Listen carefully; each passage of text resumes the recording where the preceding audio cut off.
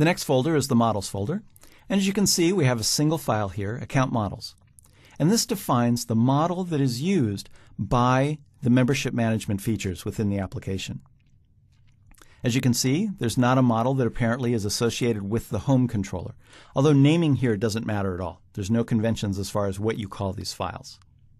So you should put all of your model files here, and it might include things like entity framework files, link to SQL, any custom objects as account models, that's a custom object, or any other classes that define the models for your application, in addition to any support classes that support those model files. A typical application could have just a single class here, or it might have dozens. It really depends on the data stores that the application uses, whether it's one or more or whatever, how it makes use of the data, and the business rules it implements. But keep in mind that this is the model, these are the classes that define the model. Any local data stores should be placed within the app data folder here. These are the classes that define the model. In larger applications, you're probably going to want to create a separate class library project in Visual Studio to hold the model. And then you can add a reference to this main MVC application to that additional project. This more cleanly enforces a separation of concerns in the model, and you can reuse the model in different applications or in components of the same application. But if you're just going to have a single file, not going to share it amongst applications, putting it here in the local models folder is fine. Next we have the scripts folder, and as you can see there's a number of files there. As you can probably guess from the name, this is where you should place all of the JavaScript files used by your application to support client-side features.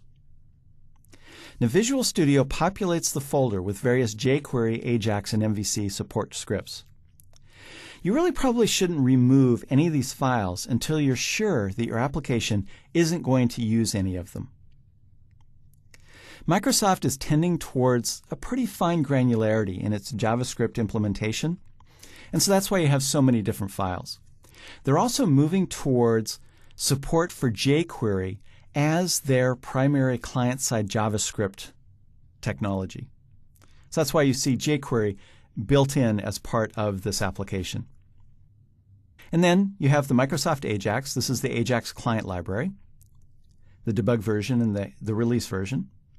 And then some files that support client-side MVC, including validation and other features. But you should put all of your custom JavaScript files here as well. You can still embed them within the page, but if you put them in separate files, put them in this folder. By the way, jQuery is probably something you're going to want to learn something about. It's a third-party open-source JavaScript framework that Microsoft has begun distributing with Visual Studio, starting with Visual Studio 2010. And surprisingly enough, it's also fully supporting jQuery. If you write client-side JavaScript, it can really simplify the code that you have to write, making it much easier to write rich, responsive web applications. And you can learn more about it at jQuery.com. And Microsoft is starting to document it as well. All right, next up we have the Views folder. Again, you can probably guess this is where the views should go, and it has a little bit more complex structure. The way this works is that you have a separate subfolder of views for each of the controllers within the application. Again, if I open up this again, you can see we have two controllers, so we have two different folders here. Named the same name as the controller, but not including the controller suffix. So this includes all the views for the account and the home controller. So as you can see, we have the About tab and the Index tab on the page, or this is actually the Home tab on the page. And so you have one file per view. So for any views that are associated with the controller, you should put them within this subfolder of the Views folder. If there are any views in the application that are shared amongst two or more controllers, then you should put them in the Shared folder. And here you can see we have an error view. Errors can happen in any controller, so it's a shared view. And then we also have a logon user control. And this is shared amongst all of the pages because it's part of the master page. And as you can see, the site uses a master page in order to provide consistent interface to the application. So this once again uses convention over configuration If you put the views in the right places, then you don't need to write code and provide a path to the individual view files. An important thing to understand here is that even though the views are implemented as .aspx files, these are not web forms. They don't inherit directly from system.web.page, nor do they normally have code behind files. You can add a code behind file to a view, but it's a little bit convoluted, it's manual, and you're really fighting MVC in order to do it. So generally, it's not something that you want to do. There's virtually always a better way in an MVC application than writing code within a code behind.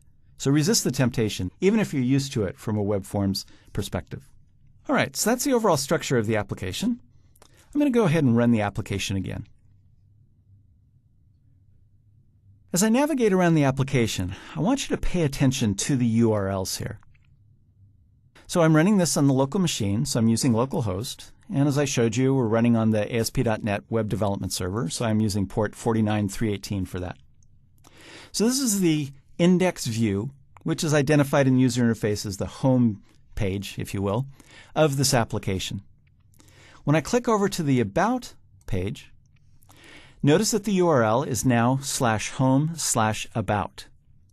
So this is the name of the controller, and this is the name of the action method that I want to execute.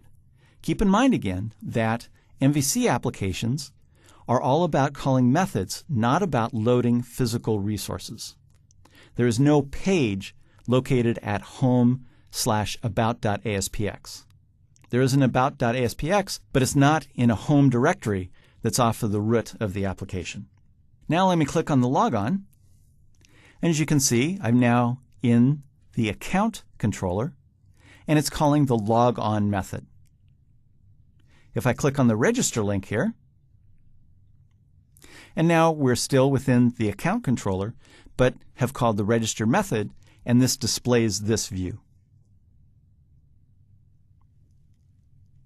Now hopefully you can start to see a pattern in these web addresses.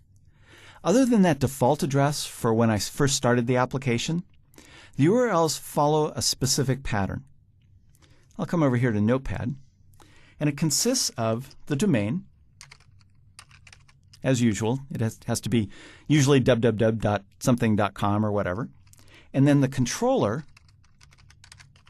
and then the action method, I'll just call it method here, followed optionally by an ID.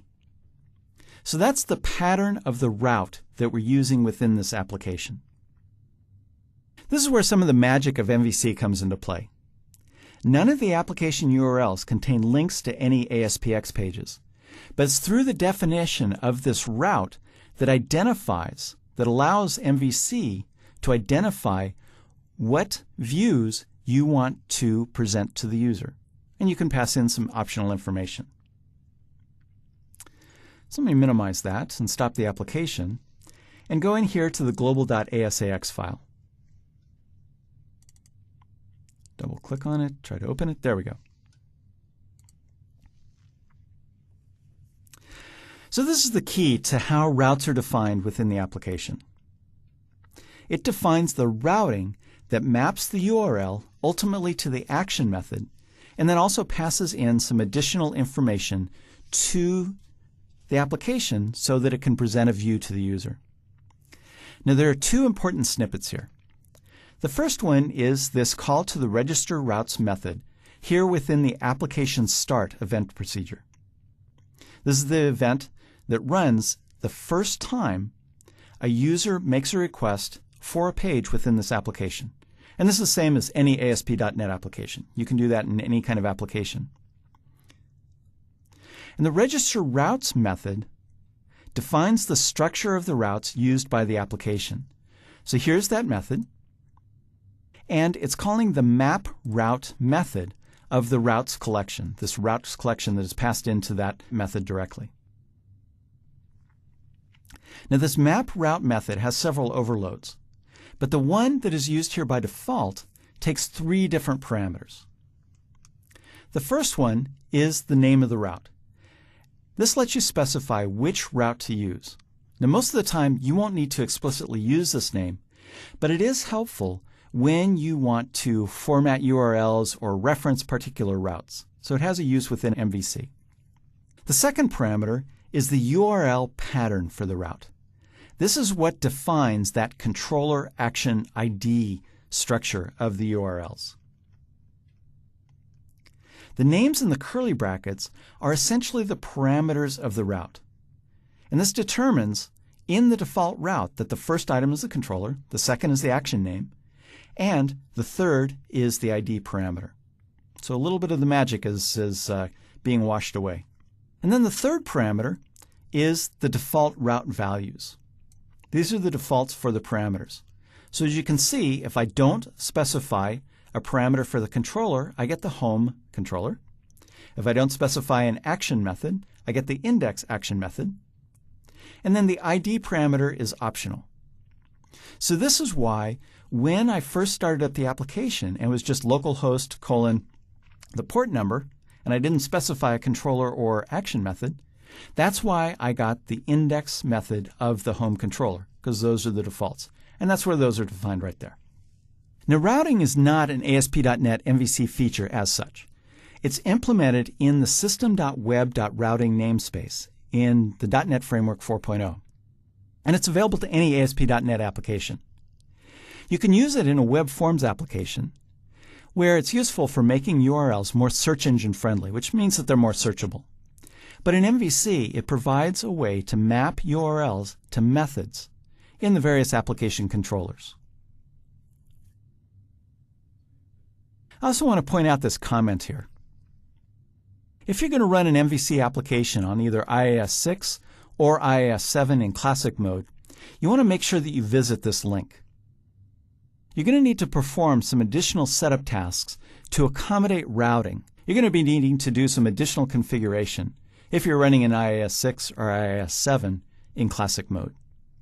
And the link takes you to a language-specific tutorial on the www.asp.net site called Using ASP.NET MVC with Different Versions of IIS.